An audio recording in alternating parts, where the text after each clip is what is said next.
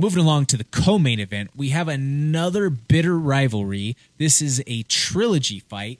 This is Deiveson Figueiredo challenging the champion, Brandon Moreno, in a flyweight matchup. So we have a heavyweight title fight, and we have a flyweight title fight. Both opposite ends of the spectrum, but this is going to be a high-paced, high-octane matchup. Josh, we've already seen it go through twice. What's your thought on the third? I think that I am excited to see what Deiveson Figueiredo comes out with after training with none other than Triple C. Mm-hmm. What kind of God of War are we going to see this time? Before the first Moreno fight, I think that the common thought along a lot of people's minds was that Figueiredo was about to go on a potential boogeyman type of run. That was me. I 100% thought that he was just going to run through this entire division. Not once did I think that a kid named the Assassin Baby was going to come over and dethrone the God of War. No, and I think that just goes to show how good, or the path that Brandon Moreno has walked. He was a guy who was the last seed on the Ultimate Fighter when he was there. He was cut from the UFC. He made his run back through the regional ranks, winning an LFA world title, gets back into the UFC, goes on a run, and becomes the UFC world champion.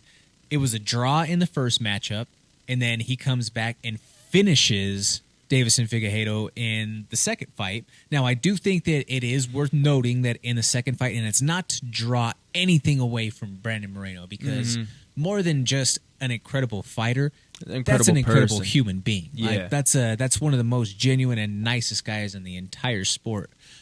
But I think that it is worth factoring in that Figueiredo cuts a lot of weight to get to 25, and the quick turnaround from fight 1 to fight 2 in the series had to have been a factor in his performance, especially when he was hospitalized from the weight cut. Like, that was legitimately a documented issue that he had weight cut complications, but he still said, no, I'm not going to pull out. I'm still going to go out there and fight and let the chips fall where they may. So I think that's something where he deserves some respect too. Yeah. Oh, 100%. And, just because I've already shined the light on Deiveson a little bit, Brandon Moreno, like you were saying, has that story, that whole comeback story. How could you not be a fan? And even if you didn't know that story, watching him fight his first 2 fights with Figueiredo, wow, the guy is an absolute stud, tough as nails, gritty, and just shows the heart that you want to see in a champion.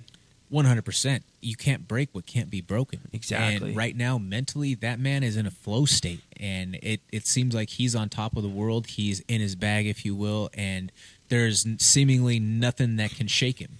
Now, will Deiveson Figueiredo training with somebody like a Triple C who has a little bit, and granted, it was years ago, so you can't really compare all of it side by side in Cejudo's time that he spent with Brandon Moreno.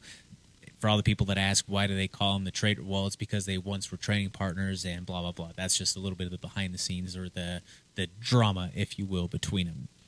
But, Josh, if you were to say for this matchup, if you were to make a call right now, who wins this fight?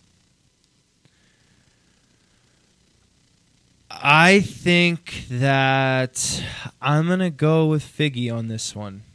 I think that my head and my heart are going 2 different ways here. I think that Brandon's going to come out and do exactly as he always does. He's going to be tough. He's going to come out. But I just think that I'm always one for drama. It was a tie the first time. Brandon won the second one.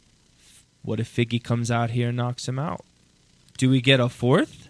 I mean, it could very well happen. It could be something that I don't know if I don't know if he'll be able to knock him out in that way. No, I agree. I think he's not easy. He's durable as it gets. He's he's the true embodiment of a Mexican warrior. He like is. when you talk about like that style of being gritty, who will be in your face, who will grind, who's not afraid to take one to give one, has a hard head, a granite chin, and a heart that keeps pushing through some of those deepest, darkest moments in a fight, and will have that never say die type of attitude. And he's got a gas tank that will allow him to continue to fight hard, deep into the fight. That's the thing that does scare me. I think that the longer it goes, the less it's in Figgy's favor. If Figgy can get him out of there early, I think he has a good shot. But yeah, the later it goes, the worse it's going to get. I'm going with the assassin baby on this one. Always got to be the yang to my yin there, Jordan. Got to have a little bit of controversy, a little bit of drama. Now, yeah, little thick bitch, fine little mamacita. Always coolin' by the pool, drinking margaritas. Yeah, it's pippin' over here and we ain't trippin' over pesos. I know it's good now, but luego I can never show no love to a faker.